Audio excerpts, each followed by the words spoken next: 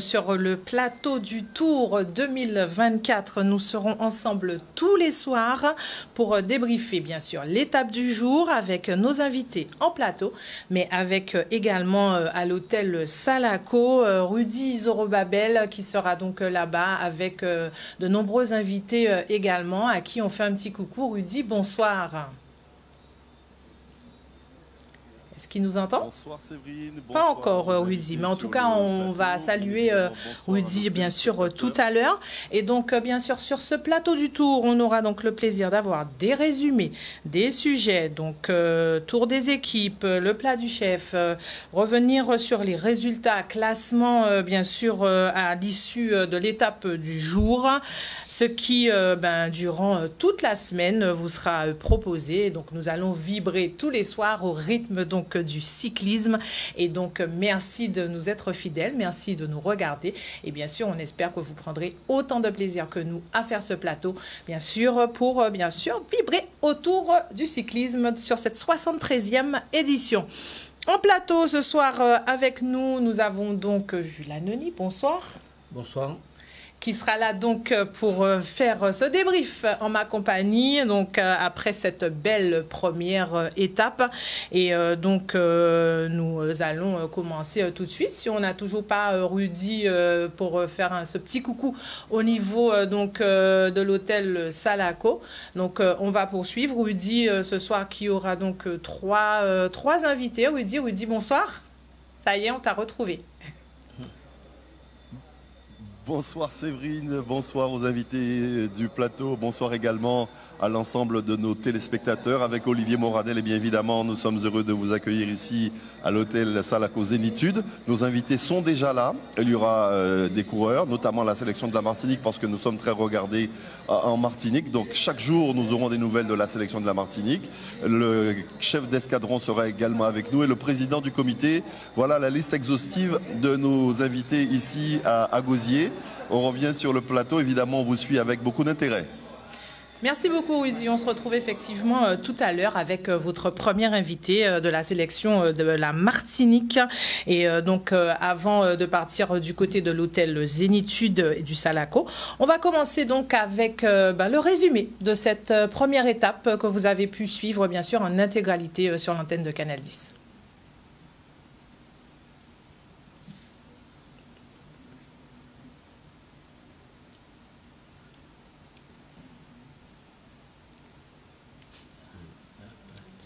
Résumé qui ne va pas tarder à arriver. Alors, donc, on va récupérer tout à l'heure donc ce résumé. Alors, donc, aujourd'hui, cette première étape a donc été remportée par Quentin Béza de l'équipe Philippe Wagner-Bazin. Cette équipe belge, donc, qui a fait sa première offensive sur ce tour, Jules, et une tentative qui a été payante. Oui, effectivement, Quentin Béza, c'est un coureur qui est assez valeureux et c'est un coureur qui marche assez bien en Europe. C'est dommage que nos directeurs sportifs et nos dirigeants ne se penchent pas avant le tour de se renseigner sur certains coureurs. Et je peux vous affirmer que sur votre concurrent, j'avais donné mon pronostic depuis hier à André Alexis en lui disant que de faire attention à ce gars-là, il risque d'arriver seul au gosier et c'est ce qui a été fait. Et il n'y a pas que lui, il faut dire que dans le peloton-là, il y en a pas mal qui sont... Il y en a un qui est Jesny chez Cofidis, et il y en a pas mal qui marchent assez bien en Europe. Ils sont là, ils sont venus chercher des points UCI, et je pense qu'on va les voir.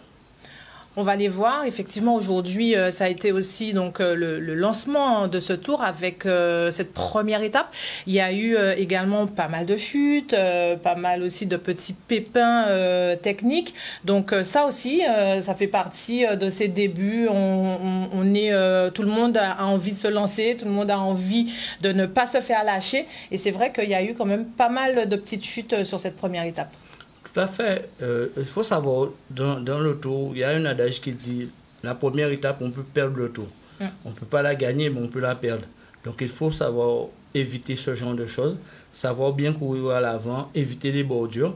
Aujourd'hui, ça n'a pas marché parce que, bon, il n'y avait pas de vent, Mais je savais que la Vendée allait tenter quelque chose et c'est dommage que ça n'a pas marché.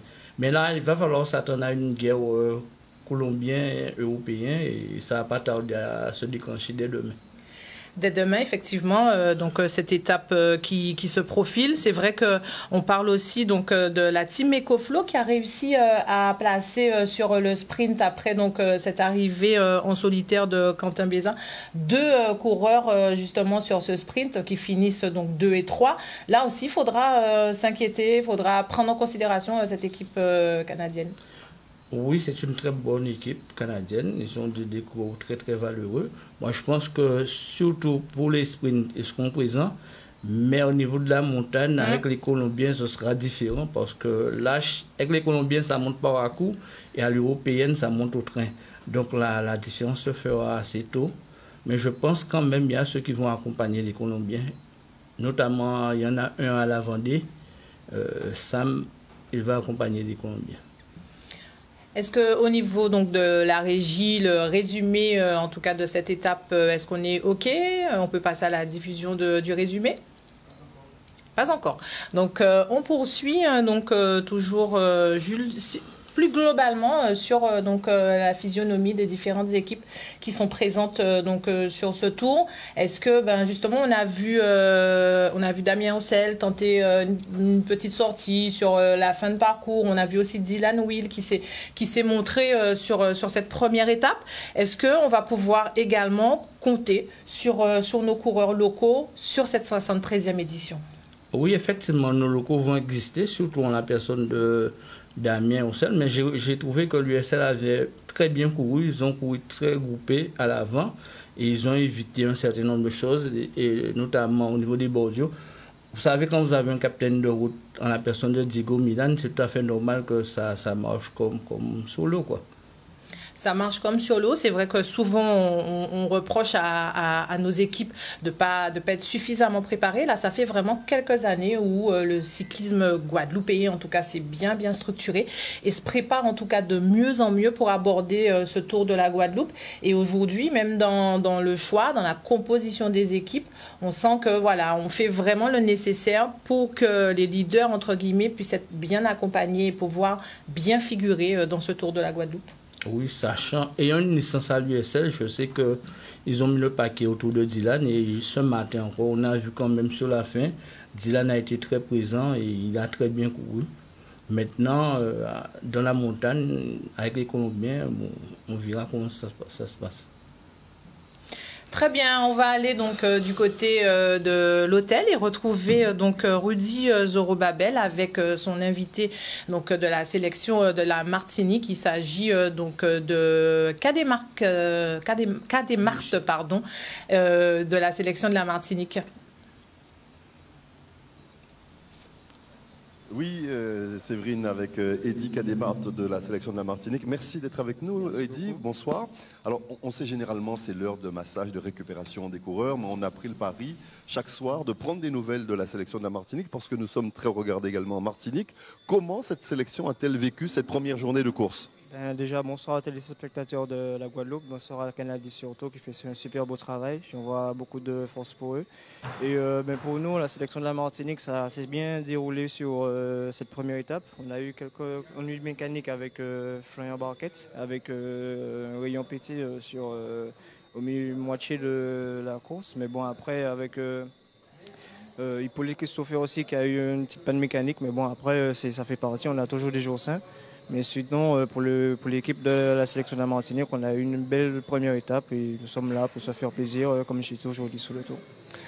Eddy, je te vois frais comme un gardon. Tu es sûr que tu as pris le départ aujourd'hui? Exactement, comme tu as dit, je suis arrivé tout frais. Pour moi, je suis frais toujours. Donc pour moi, je suis venu faire le tour de la Guadeloupe parce que franchement, ça va être ma 4e fois. Et franchement, je ne veux pas venir je vais pas dire que je ne suis pas venu pour jouer, mais bon, après, je suis déjà venu me faire plaisir. Après, comme on dit, un coureur cycliste, on ne va pas pour perdre. Donc du coup, je vais montrer mon image au sein du tour. Et justement, chaque année qui passe rapproche la sélection de la Martinique d'une victoire au final sur le Tour de Guadeloupe. J'ai le sentiment que cette année, avec notamment au sein de la sélection Stéphane Bennett, double vainqueur du Tour de Guadeloupe, que vous êtes plus proche que jamais de remporter cette victoire finale. Quelles sont les ambitions de la sélection ? C'est vrai qu'avec Stéphane, c'est très expérimenté. Il a gagné 2 fois d'affilée. Après, comme on dit, les années ne se ressemblent pas. Mais bon, après, avec Stéphane, on a beaucoup d'expérience. Il nous apporte beaucoup d'expérience aussi parce que nous sommes quand même jeunes au sein de la sélection par rapport à lui. Donc franchement, on va quand même faire de bonnes figures sur les étapes, même remporter quand même une première étape déjà. Et puis après, on verra pour le tour à la fin du tour. Quels sont les adversaires que vous avez déjà identifiés? Mais franchement, il n'y a pas photo. Hein. Ils sont quand même venus sur le Tour de la Martinique. Ils étaient vraiment en force. On a quand même bien figuré avec eux. Franchement, on connaît déjà les coureurs. Il n'y a pas photo. Hein. Alors, tout le monde parle de l'étape de jeudi qui est dantesque. Est-ce qu'il y a une espèce d'appréhension de cette étape de jeudi? Moi, franchement, je vais au jour le jour. Je ne regarde pas encore le profil. Bon, après, on m'a dit quand même c'est assez piquant. Mais bon, après, j'aime vraiment quand ça pique beaucoup, quoi. Quelles sont tes qualités à toi? Je suis un cours assez complet. J'essaie de m'améliorer quand même sur le sprint. Mais bon, après, équivalent à tout le monde, je suis complet, quoi. Je parlais il y a un instant de récupération. Une fois la course terminée, c'est quoi le programme d'un coureur? D'un coureur cycliste, déjà, c'est la récupération. Hein, que ce soit après une compétition ou même aux entraînements. Franchement, c'est la récupération qui compte surtout. Donc là, on sort du massage. Après, c'est le repas et puis retourner au lit. Quand on est pas si loin que ça, on est la Martinique qui est à peine à 30 minutes d'avion d'ici. Quand on est loin de chez soi, est-ce qu'on a un contact quand le tour est terminé? On est un petit peu nostalgique ou là on coupe pendant la période de la compétition? Et honnêtement, il y a certaines personnes où il ne faut pas couper parce que moi, justement, avec les enfants, avec la famille et surtout qu'on a des projets surtout là-bas. Donc franchement, il faut quand même rester en contact. Après, aussi, ils demandent quand même le résultat. Donc franchement, il faut toujours rester en contact. On pourrait dire que le Tour de Guadeloupe, c'est aussi le Tour de la Guadeloupe. Est-ce que quand on est à vélo, on a le temps d'un petit peu d'apprécier le paysage? Bien sûr que oui. Aujourd'hui, j'ai quand même bien apprécié. J'étais au calme dans le peloton. Donc franchement, j'ai même pas mangé. Donc franchement, j'apprécie un petit peu. La chaleur est un véritable adversaire dans ce peloton? Strictement beaucoup parce qu'aujourd'hui, on a bu quand même 6 litres d'eau. Donc franchement, ça pique beaucoup. Et surtout aujourd'hui, ça a piqué très fort. Même chez nous aussi, on a cette chaleur, donc du coup, après, nous sommes des coureurs cyclistes, hein, on a connu pire, donc il faut quand même aller jusqu'au bout. Eddy, merci d'être venu sur notre plateau et ce sera peut-être quelqu'un d'autre demain à ta place. Et donc je suis content que nos amis de la Martinique aient des nouvelles de la sélection de la Martinique. Et c'est un rendez-vous que nous prenons chaque jour, Séverine, pour donner des nouvelles de la sélection de la Martinique et qui nous a fait le plaisir d'honorer notre premier plateau. Merci beaucoup, Eddy. Merci beaucoup, merci à Canal. Et puis on se retrouve demain sur la route du Tour et quelqu'un d'autre peut-être à ta place. Merci bien. Merci Rudy. On se retrouve donc tout à l'heure avec votre deuxième invité et là on parlera donc de sécurité sur donc ce Tour 2024. On sait aussi que ça c'est important, Jules, la sécurité des coureurs, la sécurité aussi autour de ce Tour, c'est une grosse logistique aussi à gérer. Tout à fait, surtout pour la gendarmerie et comment ça s'appelle les policiers, signaleurs. Les signaleurs, parce que il faut que ce matin j'ai vu quand même il y avait une voiture sur la fin et cette personne n'a pas respecté les consignes, quoi. Elle a osé quitter et il y avait le peloton qui arrivait. Et cette personne mettait en danger la vie des coureurs. Il faut que ces gens-là fassent attention. On vous dit d'attendre 5 minutes, attendez 5 minutes et après vous allez. C'est vrai que les signaleurs ont beaucoup de boulot et c'est vrai que parfois ils ont du mal à se faire entendre et c'est vrai que c'est une fonction difficile, mais en tout cas on remercie aussi tous ces signaleurs qui sont présents sur ce Tour donc de la Guadeloupe et qui permettent donc à cette compétition d'avoir lieu, puisqu'on sait que les routes ne sont pas forcément bloquées en permanence. Donc il faut aussi faire attention et donc soyez patients. On sait que vous aussi vous avez vos activités, mais c'est durant une semaine et c'est suffisamment répété, mais en tout cas il faut aussi prendre en considération la sécurité de tous donc au sein de ce peloton. Donc soyez un petit peu patients et soyez aussi gentils avec les signaleurs qui ne font que leur boulot et ils le font avec passion. Donc voilà, le Tour cycliste, c'est aussi l'opportunité pour le conseil départemental fortement impliqué dans bien sûr le cyclisme guadeloupéen d'être présent sur cette 73e édition. Et donc c'est tout naturellement que nous avons rencontré le président de la commission sport, Daniel Dulac, bien sûr, sur cette ligne d'arrivée, un reportage de Charlie Dagonia. Déjà, l'ambiance autour du Tour est quelque chose d'extraordinaire. Moi, je crois qu'en termes de popularité de sport, le cyclisme est bien placé. C'est vrai qu'hier, il y a eu quand même quelques petits problèmes, qui peut-être va entacher un petit peu l'image du cyclisme en Guadeloupe. Mais je pense que les Guadeloupéens sont tellement fiers d'avoir un tour de ce niveau-là que rien ne pourra les empêcher de participer à cette belle fête. Et c'est vrai qu'on a assisté à une très belle étape, très rapide. Hein. J'ai entendu 42 km de moyenne. Ça veut dire que les coureurs ont été très vite. Nos coureurs sont préparés, les meilleurs sont déjà en jambes. Donc je pense que le tour sera un très beau tour. On a bien vu qu'il y avait un coureur qui était en tête quasiment depuis Sainte-Anne, qui a même pu résister au peloton. Ça veut dire qu'on a du Dombré en face, donc il va falloir que nos coureurs se mettent au niveau. Oui, mais vous savez, le département est aux côtés du comité directeur pour pouvoir organiser cette belle manifestation. Et nous disons aux Guadeloupéens, profitez de ce moment, profitez de ce... C'est vrai que nous vivons peut-être des moments difficiles avec une situation économique qui n'est pas simple, mais profitez de ce moment-là, défoulez-vous, venez en bord de route, profitez pour pouvoir encourager nos coureurs cyclistes qui se sacrifient pendant une dizaine de jours et faites en sorte que la fête soit très belle. Et je demande aussi aux Guadeloupéens, surtout au niveau de la sécurité, respectez quand même les gens qui font la circulation, parce que c'est quelque chose de difficile. C'est une belle fête, il ne faut pas qu'on le gâche. On est passé à Saint-François ce matin, on a vu un accident relativement grave. Il faut essayer d'éviter, il faut qu'on puisse rester en vie pour pouvoir profiter de ces belles manifestations. Donc respectez ceux qui sont en charge de la sécurité et faites en sorte que la compétition se passe très bien. Voilà, vous voyez, juste après, les conseils également de M. Dulac, donc président de la commission sport. On sait que sécurité pendant en tout cas ces 10 jours sur les routes du Tour. Jules, un petit mot sur ce qui s'est passé hier. C'est vrai que ça aussi, ça a été un moment déjà marquant dans cette 73e édition. C'est quelque chose qui me fait rire parce que le problème, c'est que ici en Guadeloupe, on aime mélanger, comme on dit, coco et abricot. Et c'est dommage que Frédéric n'aime pas écouter quand on lui parle. Et je pense que là, Boris lui a fait comprendre que 2 font 4. Parce qu'on ne peut pas mettre un règlement au niveau de la Fédération française au-dessus de celui de l'UCI. Ça ne va pas marcher. L'UCI a ses propres règles. Il faut s'adapter à ses propres règles. l'UCI, la course a été classée en 2-2. Respectant les règles, UCI 2-2. Ne cherchons pas à mettre des histoires de contrat de travail. Ça fait X temps que je le dis ici en Guadeloupe. On fait tout et du n'importe quoi. Ce qui m'a le plus enragé dans cette histoire, c'est de savoir que lorsque vous regardez le Tour de France cette année, vous avez celui qui gagne le maillot vert, c'est un érythréen.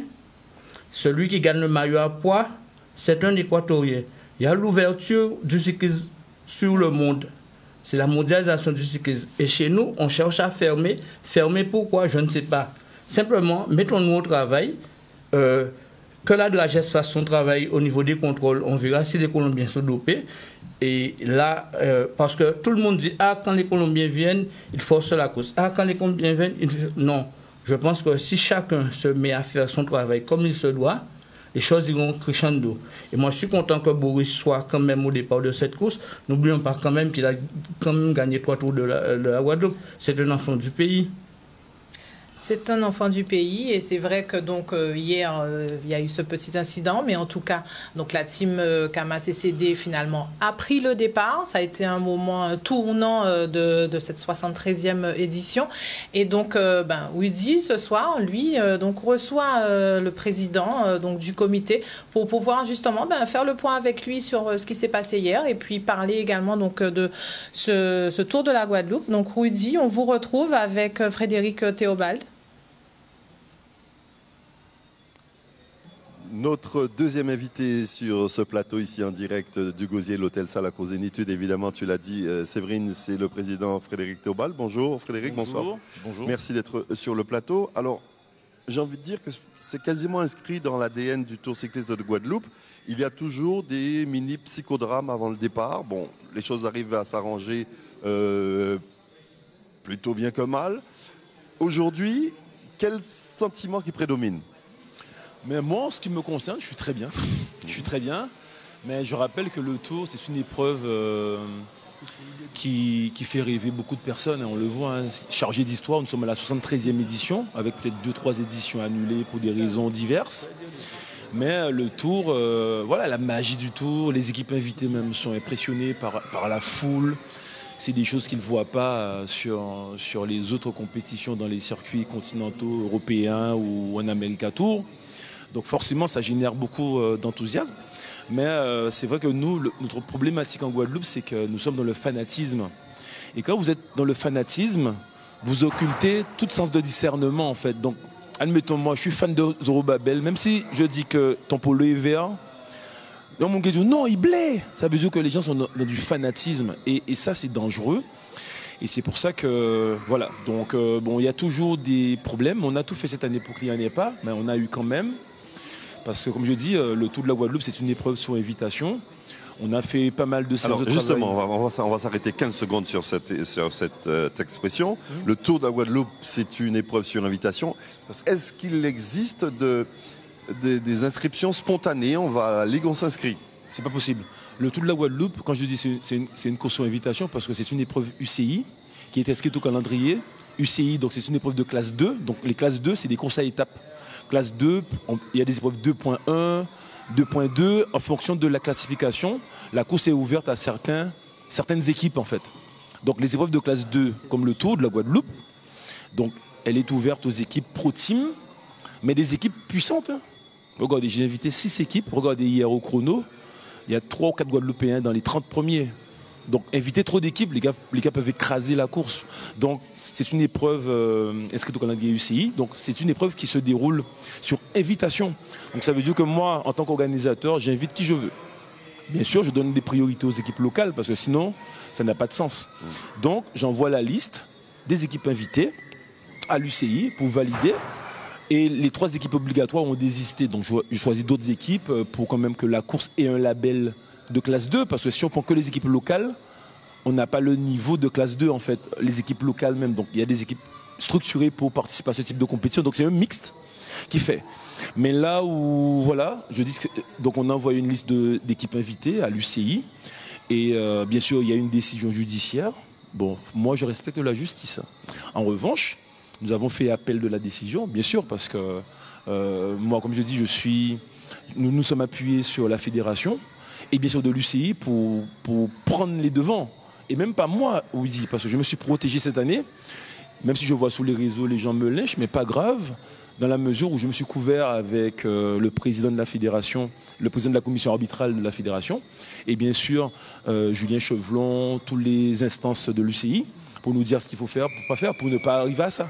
Donc on leur a envoyé la décision qui a été rendue et ils tombent des nues parce que on parle même d'ingérence au plus haut niveau de l'UCI. Ça veut dire que c'est eux qui font les règles et ils voient qu'un tribunal conteste leur propre loi en fait. Donc on s'est dit que nous, on a plus moi j'ai plus les moyens de défendre ça parce que c'est eux qui ont fait le règlement et eux qui ont dit que le propre règlement n'est pas bon et c'est eux qui disent moi faire ça comme ça. Donc forcément. Donc voilà, ça met tout le monde en porte-à-faux et eux-mêmes d'emblée parce que donc c'est pour ça qu'avec notre conseil, ils sont en train de gérer ça, pas pour rentrer dans des trucs interminables simplement. Il y a un règlement qui est fixé et c'est clair. Donc voilà. Alors, je parlais de cela il y a un instant avec Michel Cademart sur la dimension historique de ce 73e Tour cycliste de Guadeloupe. Et parce que la Martinique est en position de remporter la victoire finale qui serait donc une victoire historique. Cette année Oui. Et j'ai aussi le sentiment que ce que nous avons vécu hier, c'est aussi un fait historique de mémoire. Je n'ai jamais connu ça. Alors comment de tels événements peuvent-ils impacter le label du Tour de Guadeloupe ? Mais c'est même pas ça, parce que moi j'ai discuté avec le commissaire UCI et c'est pas la première fois. Moi je me bats parce que je rappelle que David Lapartien, c'est un Français, il est président de l'UCI. Donc avant c'était pas des Français. Donc le problème qui va se passer, c'est qu'un déclassement du Tour est possible parce que c'est pas interdit. Aujourd'hui il y a une vingtaine de T-Max qui ont franchi la ligne, mais les gars tombent des nues, pantoufles. Que les gens fanatisent, comme je dis, traversent la ligne. Au Tour de France, vous voyez un gars comme ça arrive, déjà pas pour mon chemin là, j'étais au Tour de France il y a 3 semaines, c'est interdit. Vous pensez que je vais m'égosiller? Le gars passe sans casque, en pantoufle et franchit la ligne d'arrivée. Mais le gars me dit c'est quoi ça? Moi, très honte. Donc, moi, c'est pas la première fois que je rappelle ça, mais quand on va déclasser le Tour, Il peut dire qu'il faut affecter au Balin parce que les gens n'aiment pas la rigueur. Regardez aujourd'hui le stade de la ville du Gosier est en train d'être rénové pour accueillir des matchs de compétition internationale. Ça veut dire qu'on n'est pas aux normes. Si on veut faire du haut niveau, on veut faire de l'international, il faut qu'on se plie aux règles internationales. Donc à chaque fois, on veut contourner, jusqu'à ce qu'on va se retrouver comme le semi-marathon de Bemao. Tenions pas que mon avait été Kavin des Sarabin mouillé, mais arrêter ça. Parce que la sécurité, quand les gens font leur rapport, quand ils viennent ici, comme les hôtels sont bons. Donc, mais là, ils vont malheureusement plus jamais. Parce que la sécurité des cyclistes, on n'est pas au niveau. Et c'est dangereux. Et c'est laid pour la Guadeloupe. Quand on voit les Tédirines, entre autres, ces gars-là sont des modèles. Les gars, ils sont humbles. Vous voyez ce que je veux dire? Donc, ce sont des porte-drapeaux. Mais vous ne voyez jamais ces gens-là s'agiter. Au contraire, ils disent, mettez-vous dans ça. Ça ne se marche pas comme ça. Boger était venu au championnat de France, au championnat de la Guadeloupe sur piste. Mais là, non, c'est pas comme ça qu'on fait ça. Il a apporté des solutions. Mais on est tout le temps dans la contestation. Et moi, quand ils diront ça, ouais, Théo Bala, il faut nous même c'est des robes, comme ça. Mais c'est pas. Moi, je pense que si on ne fait pas attention, parce que là, c'est un Espagnol qui a, parce que le gars, comme il a dit, je lui ai dit, il y a une décision tribunal qui autorise. La décision, c'est que on autorise l'intégration des 2 coureurs colombiens. Donc, ils autorisent la team Kamacédé à prendre le départ. Mais la team Kamacédé, la décision ne dit pas que la team Kamacédé, on nous oblige à inviter la team Kamacédé. C'est ça le truc. On ne nous oblige pas à inviter. Ça veut dire que les deux, on peut prendre le départ à 2 coureurs. Donc c'est une décision que le juriste de la Fédé et de l'UCI conteste parce que ça n'a pas de sens, parce que les règles sont fixées par l'UCI, on ne peut pas venir, il y a des tribunaux sportifs pour gérer ces litiges. Alors que, comme je dis, moi je suis un homme de consensus, je ne suis pas là pour empêcher quiconque, j'ai aucun problème avec aucun coureur. Au contraire, j'ai eu un cas avec Diego Milan l'an dernier, on était ici même au chemin de la Caraïbe, il m'a dit bon, effectivement il a compris, il s'est mis en conformité. C'est des questions d'assurance, ça veut dire qu'aujourd'hui, vous n'êtes pas invité. Quelque chose vous arrive, ou bien vous êtes invité et vous avez une licence pas conforme. Mais c'est des problèmes. C'est des problèmes, voilà, vous mettez tout un peloton en danger, toute une caravane. Et ça, cela me permet de rappeler, aujourd'hui il y a un mort. Pas forcément dans la course, mais sur le parcours. Ça veut dire encore une moto et une voiture. Mais c'est des gens qui venaient regarder la course. Donc là encore, je lance un appel pour dire aux gens, parce qu'il y a des gens qui barrent la course, il y a des gens qui ont arraché des bandeaux des voitures officielles pour être barré course. C'est pour vous montrer à quel niveau on est aujourd'hui. J'ai 2-3 personnes on leur a volé les bandeaux, décollé leurs bandeaux pour voilà. Donc vous pensez que je vais me mettre à terre pour gérer ça? C'est pas possible. Alors on va si tu le veux bien, Frédéric, laisser de côté ces tensions. Hein, ouais. Place à c'est sûr. Ce ne sont pas des tensions, ça fait partie de voilà. Place au spectacle. Le spectacle a débuté aujourd'hui. Et plutôt beau. Quel est l'objectif du comité d'organisation sur ce Tour cycliste de Guadeloupe? À quel moment vous aurez le sentiment d'avoir réalisé un bon tour? Mais depuis 4 ans, hein, on fait quelque chose de remarquable déjà, je tiens à le souligner. En 2021, c'est pour vous montrer quand même, quand les gens critiquent, mais en 2021, on a fait un tour de la Guadeloupe en octobre. En octobre, ça veut dire post-Covid. Pour faire un tour en octobre, il fallait quand même rencontrer les autorités préfectorales, voilà, leur montrer qu'on est sérieux. Et je suis très respecté, comme beaucoup de personnes qui m'entourent, avec les autorités préfectorales, je ne fais pas n'importe quoi. Donc cette année, le choix des équipes est important. Parce qu'il y a des équipes qui voulaient participer au tour, mais c'est des pro-teams, c'est des gars qui font des grosses courses, c'est structuré, les mecs peuvent, voilà. Et ça ne permet pas à nos coureurs de rivaliser parce que nos coureurs sont amateurs. Mais certaines équipes locales se sont renforcées. Voilà, mais n'empêche que le Tour de la Guadeloupe doit permettre aux coureurs guadeloupéens de rivaliser. C'est pour ça que depuis quelques années, on met des courses un peu assez pour que les coureurs puissent monter en puissance. Mais le Tour de la Guadeloupe, c'est une épreuve internationale. Il y a des points UCI en jeu. Il y a des enjeux. La plupart des coureurs, comme Vendée, il y en a 2 qui sont passés pro l'an dernier. Clément Brassavanso, il y a 3 ans, était vainqueur à Saint-Claude. Il est pro à la FDJ aujourd'hui, en pro-team. Donc ce tour fait rêver. Mais le choix est important, le tracé est important. Et mon expérience d'ancien coureur aussi joue beaucoup. J'ai fait 17 tours de la Guadeloupe, mais je me suis formé aussi pour... Voilà. Et puis j'ai de grandes ambitions avec l'Union cycliste internationale, parce qu'on a un projet ambitieux. Et j'ai rencontré le président de l'UCI l'appartient. C'est un gars, c'est un génie. Et ce gars-là sera président du CIO, hein, parce qu'il voit les choses bien. Et pour que la Guadeloupe puisse candidater pour accueillir les championnats du monde, pas les prochains, parce que voilà, championnat du monde. Il sera à la fin de l'année en Guadeloupe. Pas en Guadeloupe, à Guyana, pardon, pour les championnats, voilà. Donc on a commencé à faire un travail depuis l'an dernier en accueillant nos amis de la Caraïbe pour montrer quand même que nous sommes une terre de vélo, ça c'est important. On est, en termes de palmarès au niveau de la Caraïbe, on est premier, même au niveau de nos amis ultramarins, championnat des dom-tom, on est bien placé. Et la Guadeloupe, par rapport à son histoire, peut accueillir les mondiaux. On a les hôtels, on a les routes pour ça. Bien sûr, les moyens, on aura. Et cette idée est venue il y a 2 ans. J'en ai parlé à Michel Callot de cette possibilité. Et puis l'an dernier, j'étais au siège de l'UCI. J'ai rencontré, parce que c'est du réseau. Hein. Mais l'année prochaine, on est au Rwanda, un pays Afrique. L'Afrique noire va accueillir les mondiaux. Et on connaît l'histoire de Kigali, les Tutsis et les Hutus, les génocides. Et aujourd'hui, on a Binyam Grimay, un Érythréen, qui est maillot vert du Tour de France. Je le dis, mais le championnat du monde, ça ne s'est jamais fait dans la Caraïbe. Donc j'en ai parlé à Yorgi Blas, tout ça, mais voilà, on est reconnu comme une terre. Mais pour ça, il y a un travail à faire et ce sera bon pour notre jeunesse, pour l'économie de l'île qu'on postule. Et bon, c'est en très bonne voie, c'est pour ça que je me permets d'en parler.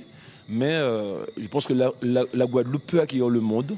On a eu 2 porte-drapeaux, j'ai eu des frissons. J'ai même fait une blague sur le groupe des présidents de club, Riner et Pirec. Ça veut dire que pour une île comme la nôtre, qui n'est pas petite, elle est grande, cet archipel, on a du talent.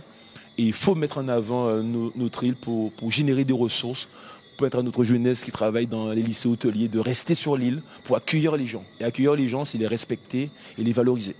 Merci infiniment, Président. On aura l'occasion, évidemment, avec nos différentes équipes, de vous interroger sur le 73e Tour cycliste de Guadeloupe. Voilà ce qu'il fallait dire pour ce qui concerne les événements d'hier. Oui, non, mais c'est... Attends, c'est un télé à peu plat, vous pouvez pas ce couple-là, hein, forcément. Merci infiniment, Frédéric. Voilà, Séverine, je pense que tu as bien noté et que je crois que ton pactage pour accueillir les mondiaux, eh bien, n'est pas loin d'être prêt. En tout cas, je serai à tes côtés pour t'épauler. Je prépare mes affaires, je prépare mon sac. On va justement se tourner vers Jules Anouni en réaction de ce qu'a annoncé le président par rapport à ce qui s'est passé. Vous aviez déjà un peu livré votre sentiment, mais là, en réaction de ce qu'il vient de dire au micro de Rudy Zorobabel sur justement cette décision de justice, invitation, pas invitation. C'est vrai que du coup, ça a été tout ce feuilleton d'hier. Moi, il me semble avoir lu, comme c'était publié sur les réseaux sociaux, il me semble avoir lu que le Team Calma CCD doit faire partie aussi du peloton. C'est-à-dire que dans la décision qui a été rendue, effectivement, c'est mentionné là-dessus. Donc, si lui l'a pas vu, je ne sais pas. Bon. Maintenant, quand je l'entends dire maintenant qu'on va faire les championnats du monde ici, commençons par faire un championnat d'Europe et on va voir où nous en sommes. Et moi, je pense que si nous sommes intelligents, par le passé, on a organisé les championnats d'Europe sur piste. Commençons par le championnat d'Europe. On va voir si on a la logistique pour ou pas. Mais dire du n'importe quoi, moi, je ne peux pas aller dans ce sens-là. Je ne peux pas croire à ce rêve. À un moment donné, c'était Mme Chevry qui voulait faire partir le Tour de France ici. Maintenant, c'était Obal qui veut faire les championnats du monde à Guadeloupe. Messieurs, restons gentils. Restons gentils. Par contre, moi, quand il ne dit pas que bientôt, il y aura un centre mondial créé dans la Caraïbe, j'oublie le nom, sur quelle île, et que nos petits Guadeloupéens iront dans ce centre mondial, là, moi je suis pour ça, pour la progression de nos jeunes sur un centre mondial du cyclisme dans la Caraïbe. Mais les championnats du monde en Guadeloupe, vous attendez de voir. Enfin, je ne rêve pas. Bon, on attendra. Donc, justement, donc Frédéric Théobald qui a annoncé donc ce soir l'organisation prochaine Donc les Jeux sont derrière nous, on attend les Jeux paralympiques, mais en tout cas de ce championnat du monde ici en Guadeloupe, donc on verra bien comment ça se passe. On a réussi à caler donc le résumé de la première étape, donc je vous propose justement de découvrir ce petit clip résumant donc l'étape du jour.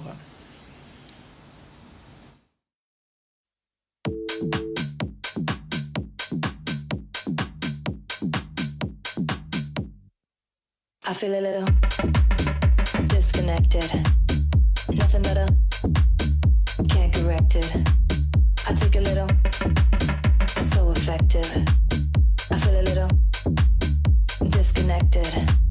I feel a little disconnected, nothing better, can't correct it.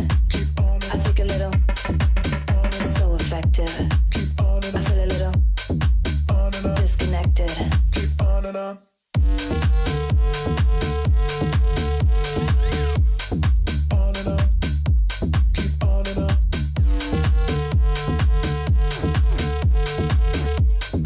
On and on. Keep on and on. On and on. Keep on and on. On and on. Keep on and on.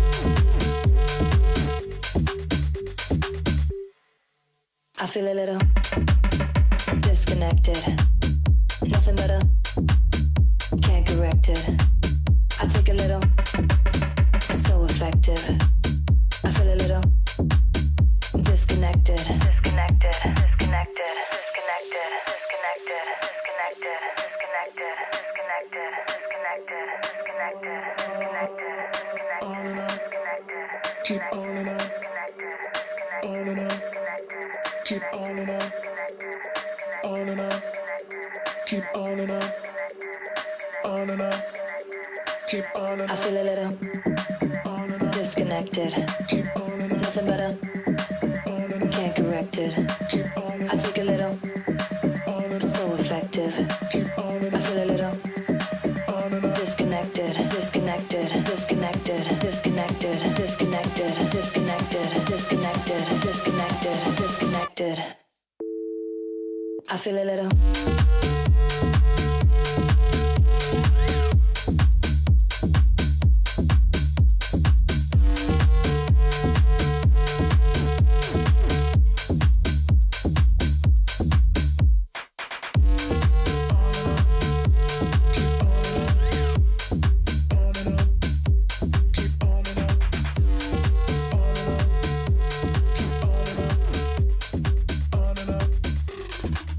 I feel a little disconnected, nothing better, can't correct it. I take a little, so effective. I feel a little disconnected. I feel a little. Cette belle victoire de Quentin donc Béza de l'équipe Philippe Wagner Bazin, donc après une belle échappée où il a d'abord été accompagné, puis il a pris ses aises sur ce parcours et il a géré, même on pensait à un moment donné qu'il allait être repris sur la rocade où à un moment donné le peloton s'est rapproché, mais il a eu les jambes suffisantes pour pouvoir conserver son écart et puis aujourd'hui être porteur du maillot jaune. Oui, moi, il me fait penser à un coureur qui a gagné 3 étapes l'an passé, Rapito. Et effectivement, moi, j'ai un gars là-bas qui m'envoie des renseignements et tout. Et la première des choses qu'il m'a dit, tu vas voir celui-là, c'est du Rapito. D'accord. Et quand je regarde aujourd'hui dans sa conférence de presse, le premier nom qu'il nomme, c'est Rapito. Donc, je crois que je ne me suis pas trompé sur ce coureur-là. Et je pense que c'est quelqu'un qui est ouvert, qui demain, je pense, repassera pour. Je sais que sa structure, là, Philippe Wagner, doit passer un échelon supérieur. D'accord. D'accord, on poursuit. Donc justement, des belles équipes qui sont sur ce tour. La Vendée U, on connaît aussi. C'est une équipe aussi qui a l'habitude sur ce tour et qui était donc aussi aux avant-postes aujourd'hui, qui a su ramener aussi un peu, tracter ce peloton pour pouvoir être au plus près sur cette ligne d'arrivée. Il va falloir aussi compter sur la Vendée U, sur cette 73e édition. surtout sur son leader et Maisonneuve, Sam, qui est très bon et qui a déjà signé chez Cofidis. Moi, quand je vois la structure de Vendée, moi j'ai eu l'occasion, Pascal Abattant peut en témoigner, il avait sa caméra en 2007 où nous sommes allés visiter la structure de Vendée. Moi je ne suis pas comme certains, je rêve et je fais que parler dans le vide. Nous on a visité la structure, on a vu comment c'est une fabrique à champions, comment c'est organisé, tu as l'aspect amateur et tu as l'aspect professionnel.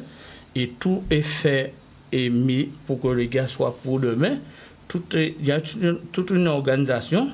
Je pense que si un jour on arrive à même s'organiser dans ce sens-là, pour aller dans ce sens-là au niveau du cyclisme guadeloupéen, on fera des efforts et on aura des champions. Mais là, pour l'instant, je crois que Vendée n'a pas encore dit son dernier mot. Et moi, je joue 200% sur Maisonneuve. Je sais qu'il sera là, même sur le podium. Très bien. En tout cas, c'est noté. On verra dimanche ce qu'il en est. Donc, on repart cette fois du côté du conseil départemental qui était toujours présent sur cette ligne d'arrivée ici au Gosier. C'est bien sûr le moment de présenter différents dispositifs lors de ce tour de la Guadeloupe. Et à cette occasion, donc, ils ont présenté le dispositif pour accompagner ceux qui reçoivent le RSA à obtenir leur permis de conduire. Et donc, ce dispositif était présenté sur cette ligne d'arrivée avec Dali. Charlie Dagonia a été donc à la rencontre de Dali, ambassadeur de la jeunesse du conseil départemental. Alors actuellement, le conseil départemental est bien entendu là pour faire connaître tous les dispositifs qu'ils mettent en place pour la jeunesse guadeloupéenne, bien entendu pour les bénéficiaires du RSA.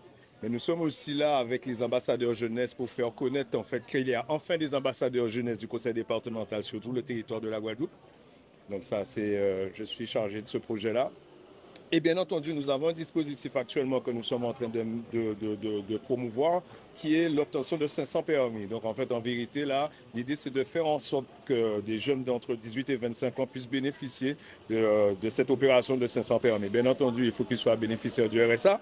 Bien entendu, qu'ils soient aussi dans une démarche où ils sont en train d'essayer de se former, où ils sont en formation. En fait, ils sont actifs. Donc l'idée c'est de pouvoir leur faciliter l'obtention de ce permis, tu vois, et faire partie de ces heureux 500 personnes qui ont la chance d'avoir un permis financé, aidé par le conseil départemental. Bien aussi, il est important de signaler qu'il y a aussi un dispositif qui s'appelle Mobile, qui permet justement les hôtesses et les ambassadrices sont là. Ceux qui n'ont pas forcément les moyens de se déplacer, de faire partie justement de ce dispositif pour avoir en fait des prix défiant toute concurrence. Voici l'histoire. Donc on est là pour ça, on est là tous les jours au village, on est là pour justement faire connaître le conseil départemental, ce que le conseil départemental met en place maintenant que nous sommes là, les ambassadeurs. Voilà, ils sont donc là, les ambassadeurs. Donc, si vous souhaitez, bien sûr, savoir si vous êtes éligible et si vous pouvez prétendre, aux différentes offres que propose donc le conseil départemental, donc n'hésitez pas à vous rendre, bien sûr, sur le village qui sera donc à chaque arrivée sur ce tour de la Guadeloupe. Et puis, il y aura également d'autres stands, d'autres informations à prendre. Donc, n'hésitez pas, profitez de ce qui est mis à votre disposition durant ce tour de la Guadeloupe pour vous informer et bien sûr gagner aussi des cadeaux. Il y a pas mal de choses, bien sûr. Il n'y a pas que la caravane. Donc, allez également au village. Je pense que ce sera peut-être plus facile de bénéficier de cadeaux ou de petits présents autour du tour. Nous, on continue en tout cas. Oui. Juste une parenthèse, je pense que c'est une très belle initiative et je remercie en ce sens mademoiselle Marie-Louisa Douard qui a profité aussi pendant son séjour en métropole, en Guadeloupe actuellement. Elle est en vacances. Elle profite pour s'entraîner. C'est vrai qu'elle a signé un contrat chez Créteil pendant les 2 mois là, pendant 2 ans. Elle profite pour s'entraîner. Elle a profité aussi pour passer son permis et puis je la félicite et qu'elle continue d'écrire son histoire et qu'on continue de travailler. Et puis je remercie aussi Monsieur Fritz Samit. Je dis bien Monsieur Fritz Samit. Très bien. Nous, en tout cas, on va repartir du côté du Salaco. On a parlé de sécurité dans ce début donc de plateau du Tour. Rudy est en compagnie donc de l'escadron du responsable de la gendarmerie qui donc va expliquer un peu tout ce dispositif, tout ce qu'implique bien sûr la sécurité sur ce Tour de la Guadeloupe. Oui, tu l'as dit Séverine, je suis avec Raphaël Collin qui est le chef d'escadron donc sur ce 73e Tour cycliste de Guadeloupe. Bonsoir mon commandant. Bonsoir. Merci d'avoir répondu à notre invitation. Alors, la sécurité est l'un, sinon le point essentiel du Tour cycliste de Guadeloupe. Comment prépare-t-on une telle épreuve ? Alors effectivement, la sécurité, c'est indispensable sur une épreuve de ce niveau, en fait, Quentin. Comme l'a dit le président Théobald tout à l'heure, la Guadeloupe a la chance d'avoir une épreuve internationale. Et qui dit international dit des critères stricts à respecter. Et la sécurité est un de ces critères, voilà, outre les aspects sportifs. Donc même si la sécurité, c'est notre métier du quotidien, on va mettre en place un dispositif spécifique autour de la course, de manière à assurer bien évidemment la sécurité des coureurs, la sécurité des spectateurs qui viennent nombreux et qui ont un fort engouement pour la course, et puis la sécurité aussi des autres usagers de la route qui continuent de vivre normalement. Voilà. Alors, on n'est pas exonéré du respect du code de la route, même en étant dans la bulle de course, comme on dit, et on partage la route avec les usagers. Malheureusement, aujourd'hui, on a connu un drame. Est-ce que vous, avec vos équipes, vous êtes préparés à de telles situations ? Alors effectivement, on a connu aujourd'hui un drame malheureusement, puisqu'en marge de la course et sans aucun rapport avec la course, nous avons connu un accident gravissime de la route et qui se situait sur le parcours de la course et qui nous a obligés à réagir très rapidement sans que ce soit forcément perceptible ni par les coureurs ni par l'organisation, puisqu'il a fallu mettre en place un dispositif de sécurité et une mini déviation autour de cet accident, de manière à pouvoir continuer de porter secours aux victimes de l'accident de la route, tout en assurant la continuité de la course et permettre aux coureurs de ne pas s'arrêter et de ne pas entacher le libre et le bon déroulement de la course. En amont, ça représente combien d'heures de réunions, combien de sorties terrain pour aussi faire les repérages ? Alors en amont, effectivement, je dirais que la réalisation, c'est peut-être 10% en fait compte de la préparation de la mission. Voilà, les 90 autres %, ça va être tout ce qui est préparation, reconnaissance de terrain, reconnaissance des routes, voir les différentes problématiques qu'on peut rencontrer. L'état des routes, c'est un problème important. Hein. Est-ce que le passage d'Ernesto a modifié vos plans ?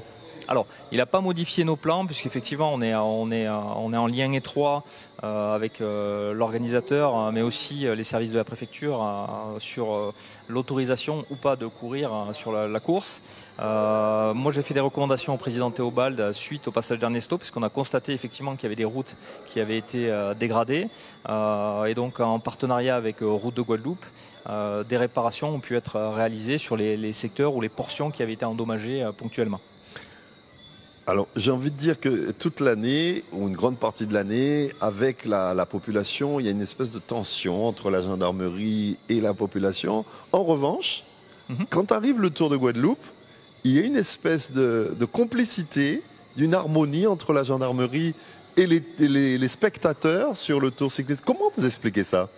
Bah écoutez, ça s'explique par plusieurs raisons en fait. Il n'y a pas forcément de tension, il peut parfois y avoir de la tension. Généralement ça se passe très bien avec les Guadeloupéens, hein, je dirais comme partout en France, les Guadeloupéens sont très chaleureux et très accueillants. Voilà, donc c'est très agréable de travailler sur l'île et sur l'archipel.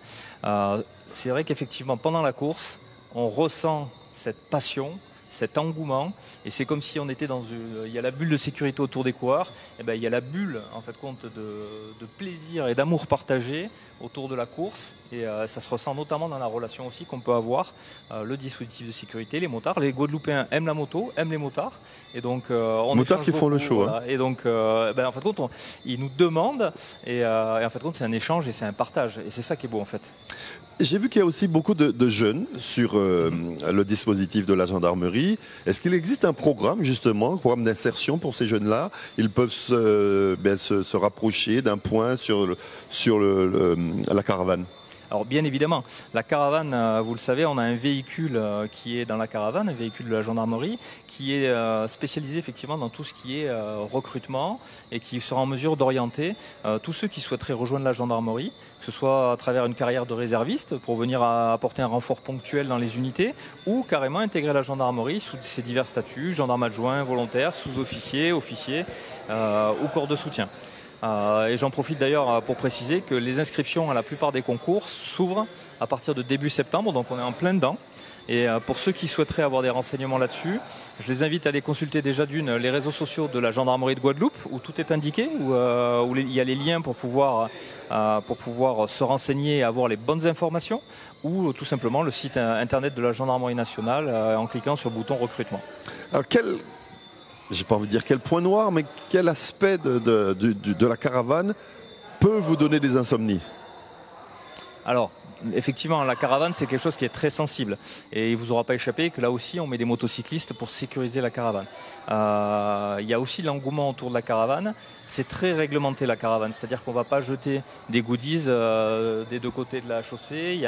On ne le jette que du côté droit de la chaussée pour éviter qu'il y ait des gens qui traversent, pour éviter les accidents. Et effectivement, face à cet engouement-là, il y a toujours un risque d'avoir un enfant qui échappe à la surveillance de ses parents, ou même des adultes qui, pour attraper une casquette, malheureusement, sont prêts à traverser la route et se mettre en danger. Donc on est particulièrement vigilant, ça évite pas le risque, ça évite pas l'accident. En tout cas, on fait tout et on met tout en œuvre pour l'éviter. Il y a beaucoup de pédagogie, mais est-ce qu'il y a aussi un peu de répression? Alors, la répression, clairement, sur le Tour de Guadeloupe, ce n'est pas l'objectif. Pour autant, ça ne veut pas dire qu'on n'est pas habité à le faire. Ça fait partie de nos missions. On le fait, comme tous les jours, en fait, compte, lorsqu'on est confronté à quelque chose de grave et sur lequel on ne peut pas revenir. Si jamais on constate quelque chose de grave, mais ça va pour le citoyen moyen qui refuserait d'obtempérer au geste d'un signaleur civil, tout simplement, parce que là aussi, je le rappelle, chaque conducteur doit s'arrêter aux injonctions d'un signaleur civil pour favoriser le passage de la course, mais aussi à un directeur sportif ou un manager qui ne respecterait pas le code à l'intérieur de la course, de la boule de course, et auquel cas on peut le sanctionner. Un conducteur sportif qui serait au téléphone au volant, il serait averti de la même manière que n'importe quel autre conducteur. Combien de personnel avez-vous mobilisé sur l'épreuve? Alors, il y a deux dispositifs. Il y a le dispositif motocycliste. Le dispositif motocycliste, c'est 10 motards de la gendarmerie, 3 motards de la police, et plus un véhicule et 2 réservistes qui viennent nous assister sur la bulle de course. Et après, il y a un dispositif au sol, et c'est entre 50 et 60 gendarmes tous les jours répartis sur les carrefours dits stratégiques, les carrefours importants, en complément des signaleurs de l'organisation. Mon commandant, merci infiniment d'être venu sur notre plateau, et puis bon travail pour demain. Merci beaucoup. À bientôt. Voilà, donc un aspect extrêmement important, Séverine, de la compétition. La sécurité, alors le commandant vient de le dire à l'instant, ils sont chargés avec les différentes équipes de la sécurité à l'intérieur de la bulle de course, mais également sur la voie publique. Quand ils doivent intervenir, ils le font. Et aujourd'hui, malheureusement, ils ont été confrontés à un drame et ils ont été très professionnels et on s'en est pratiquement pas rendu compte. Et la course a pu se dérouler dans de plutôt bonnes conditions. Merci beaucoup Rudy. Avec cette intervention aussi au niveau de la sécurité, on l'a déjà pas mal rappelé aussi en ce début de plateau et on sait que ça va être aussi le mot d'ordre toute la semaine, sécurité sur cette 73e édition pour la caravane, pour les coureurs, pour tout le monde. Donc c'est aussi très très important. On va partir cette fois du côté du tour des équipes avec Solène qui s'est remis en route et voilà, elle a repris sa caméra. Et donc Solène qui aujourd'hui, pour commencer son tour des équipes, s'est rendue au niveau du CSCA Propreté 2000 et donc bien sûr elle nous fait vivre de l'intérieur cette première étape pour cette équipe.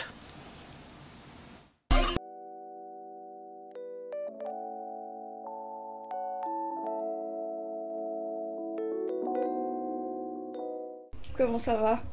Ça va bien, c'est le premier jour, donc pas encore fatigué, prêt à en découdre. Le Tour de Guadeloupe, rien qu'au nom, dès qu'on est guadeloupéen, ça reste quand même un objectif, on va dire ça comme ça, et moi en tout cas ça l'est. Et toute la saison, je me prépare pour, même les courses en métropole. C'est des courses, on va dire, de préparation pour le Tour de Guadeloupe. C'est peut-être un petit peu, on va dire, l'événement le plus important pour moi de l'année. Là, c'est le début du Tour, on est encore frais, on a les visages frais. On va voir ce que ça donne à la fin. Après ce prologue un petit peu corsé. Très corsé, très corsé. Ouais, là, ça... Hier, ça a un petit coup au moral, hein, je vais pas vous mentir. Les jambes patinent un peu, donc on va voir au fil des étapes comment ça se profile. Mais ouais, là, c'est petit coup dur hier.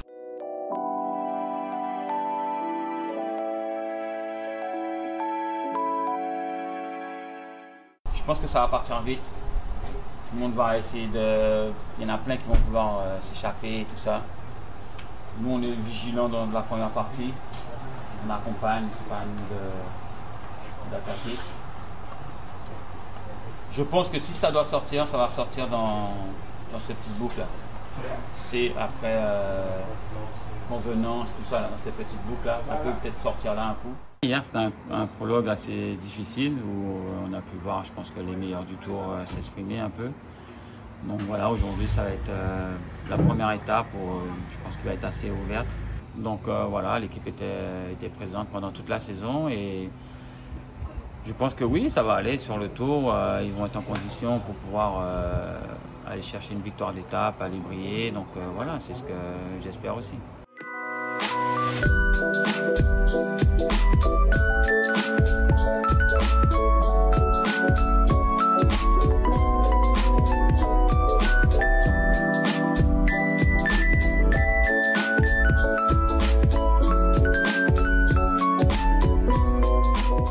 On sort la paire rien que pour aujourd'hui. Voilà, petit cadeau.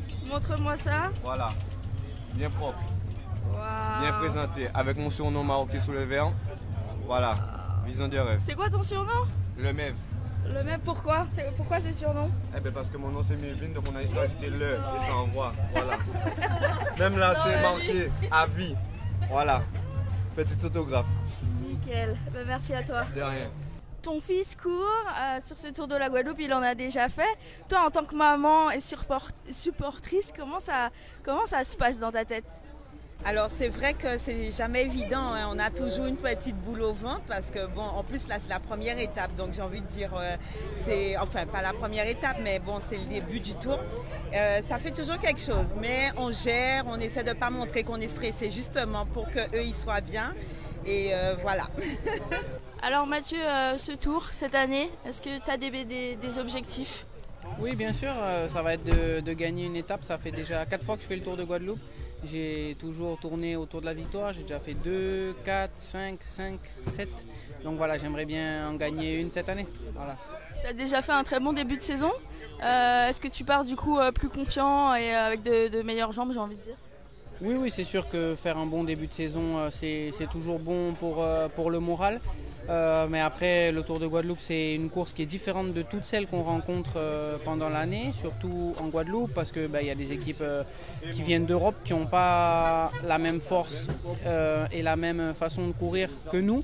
Donc ça nous change, mais c'est la course la plus importante de l'année, donc ça veut dire qu'on la prépare. Et voilà, les compteurs sont à 0 au départ du Tour de Guadeloupe.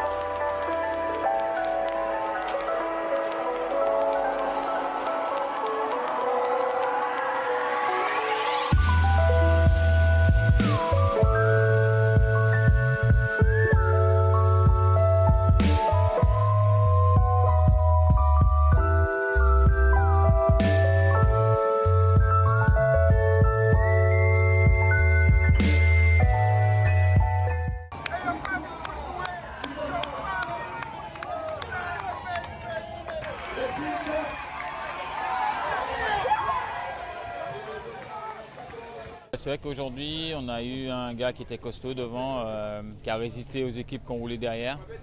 Après, c'est vrai que de la voiture, on n'a pas vu grand-chose, donc j'ai juste entendu le résultat. Je n'ai pas encore vu les coureurs, donc je n'ai pas encore fait des débriefs avec mes coureurs, donc je saurai un peu plus tard. Mais voilà, pour savoir qu'est-ce qui s'est passé avec Palmy, s'il a eu un problème. J'ai eu quelqu'un de l'encadrement qui m'a dit qu'il y a 2 coureurs qui ont des problèmes avec leur vélo, donc bon. Je vais voir tout à l'heure, peut-être que c'est Palmy qui est dedans et qui n'a pas pu faire le sprint. Donc voilà. Demain, c'est déjà un autre jour. Donc voilà, on va se concentrer sur demain et puis prendre les étapes comme elles arrivent. En tout cas, merci de m'avoir accueilli avec vous. Merci beaucoup. Voilà, donc CSCA Propreté 2000 sur ce tour. Oh, très bon travail de Romuald Clodillon. Et puis, je tiens à encourager 2 jeunes particulièrement. Un qui est de chez moi, Kazi Zao, que je connais assez bien. Et surtout Yonis Pérez, mon petit chouchou, quoi. On verra ce que ça va donner sur cette semaine. Voilà, donc on poursuit avec, bien sûr, vous avez vu, donc fin d'étape, récupération, il faut pas repartir le lendemain.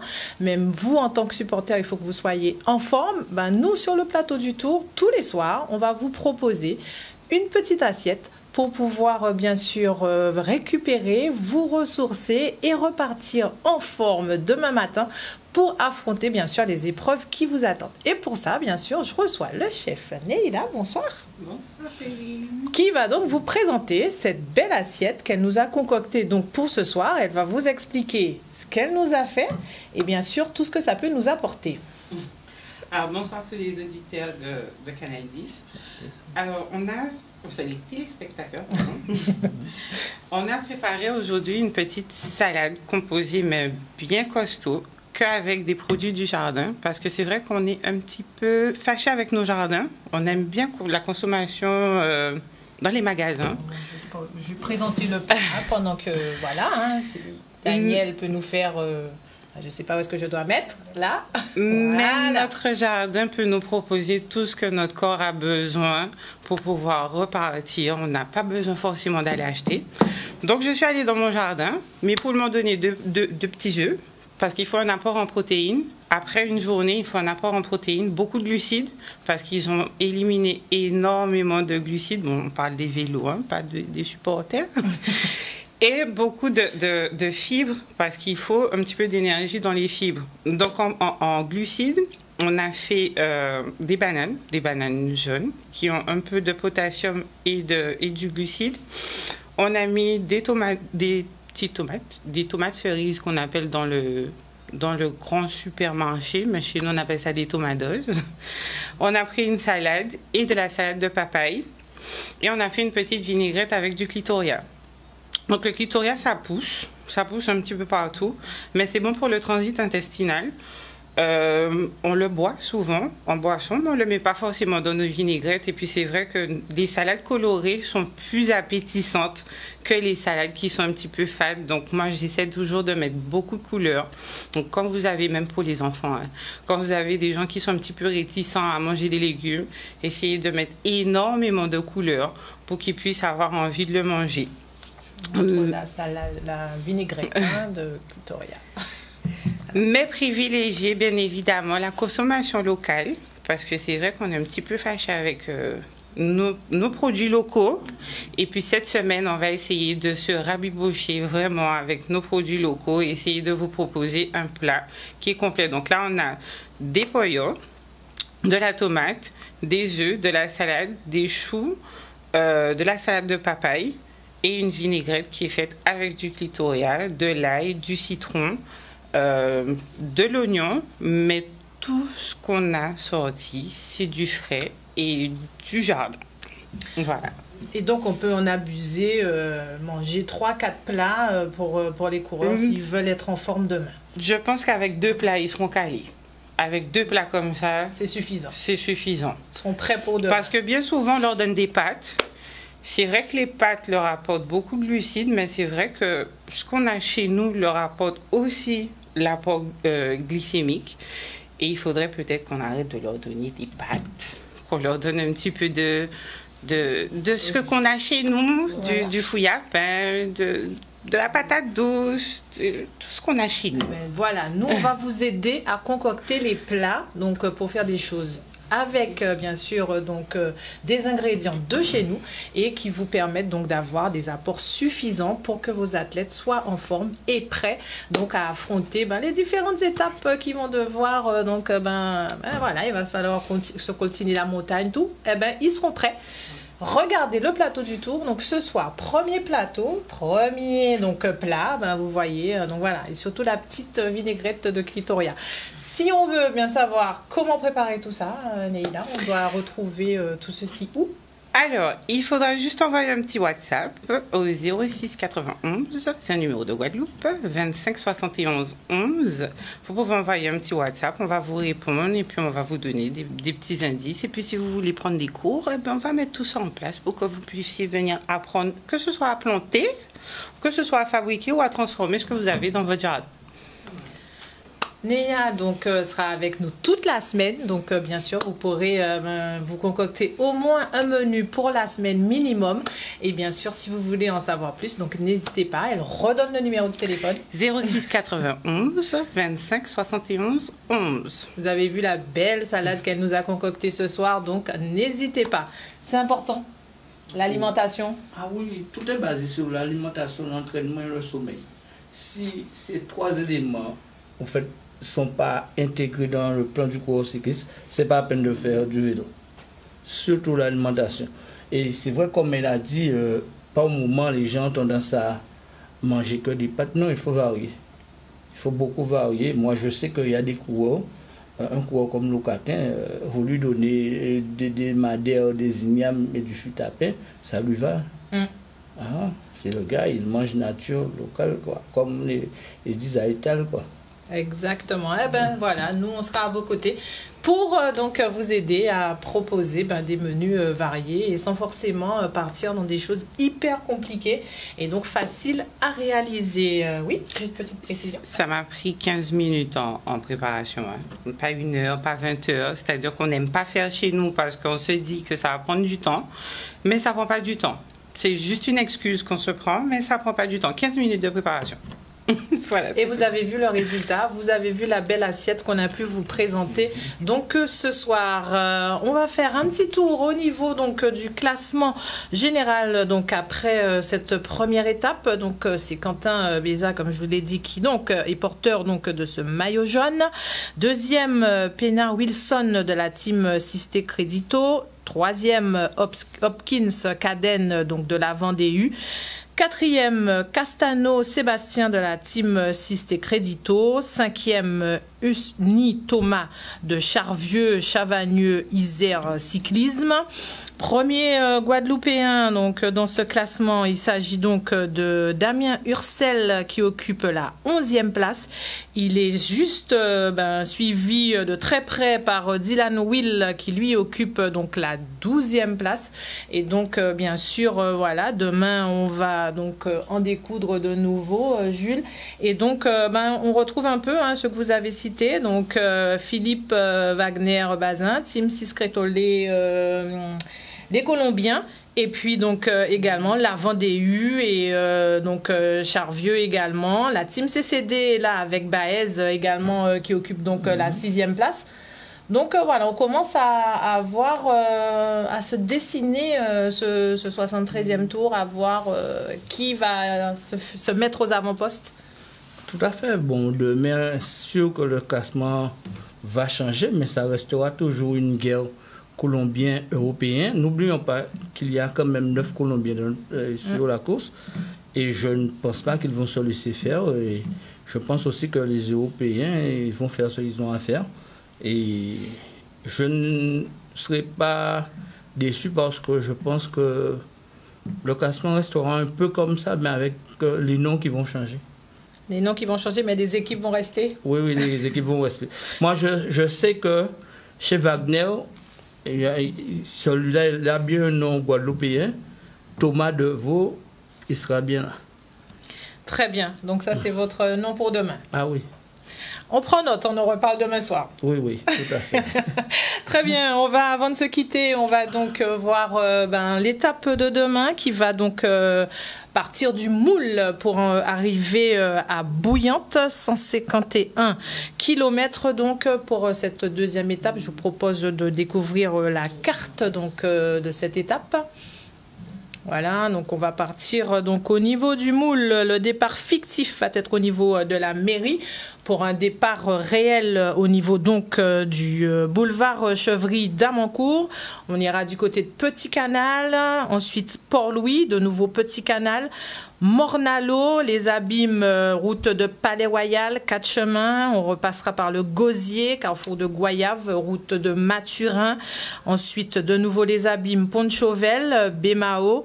Ensuite, donc, on va continuer. Petit-Bourg, Cap-Esther, passant par Goyave, Trois-Rivières, Vieux-Fort, Gourbert, Basse-Terre, Baïf, pour remonter sur Vieux Habitants et ensuite donc à Bouillante, Carrefour Monchy, Carrefour Village, on passera près du bord de mer, Thomas, Carrefour des Courdes et donc arriver au stade donc de Bouillante, donc un départ qui sera prévu à 10 h pour une arrivée qui est planifiée aux alentours donc de 13h41 au niveau donc de Bouillante. Est-ce que au niveau donc de ce timing, ça ira peut-être un peu plus vite ou on reste à peu près dans les moyennes par rapport à ce qui est planifié? C'est-à-dire que là, on change carrément de topographie sur la fin parce que au début, ça va beaucoup rouler. Là, on aura plus un vent en arrivant sur Petit Bourgogne, un vent de face.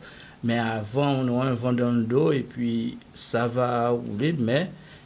Et puis, il y a la montagne qui arrive, ça laisse apporter. C'est ça. C'est là où il va falloir gérer, bien gérer. Exactement, deux difficultés notamment donc sur ce parcours en direction donc de Bouillante. Donc une très belle deuxième étape qui se profile. On retient donc le favori présenté donc par Jules et on verra demain soir s'il avait donc bien vu et s'il avait raison. Voilà donc pour nous ce soir pour ce premier plateau du Tour, c'est terminé. On se retrouve bien sûr demain matin pour le direct bien sûr sur cette deuxième étape avec Pascal en plateau, prise d'antenne 9h15 et donc Pascal et donc Claude Elmer et aussi donc Laura Guépois qui seront donc là pour vous faire vivre en direct et en intégralité cette deuxième étape entre le Moule et Bouillante. Et bien sûr nous on se retrouve demain soir à 19 h pour le plateau numéro 2 du Tour. Donc préparez-vous, passez, mangez bien pour pouvoir donc faire une très très belle journée et donc être avec nous demain soir pour ce plateau du Tour. Bonne soirée à tous et bien sûr rendez-vous dès demain sur les antennes de Canal 10. On se quitte avec la carte postale de la ville du Gosier et bien sûr donc rendez-vous demain pour l'étape numéro 2. Bonsoir à tous.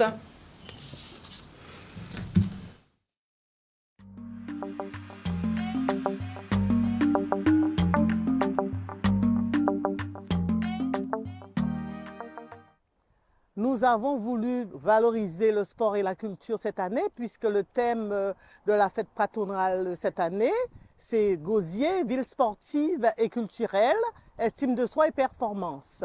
Effectivement, à Gosier, il y a beaucoup d'équipements sportifs, notamment les aires sportives de Mango, de Belle-Plaine, mais également des clubs sportifs avec des terrains de sport de rugby, avec le club du GGB.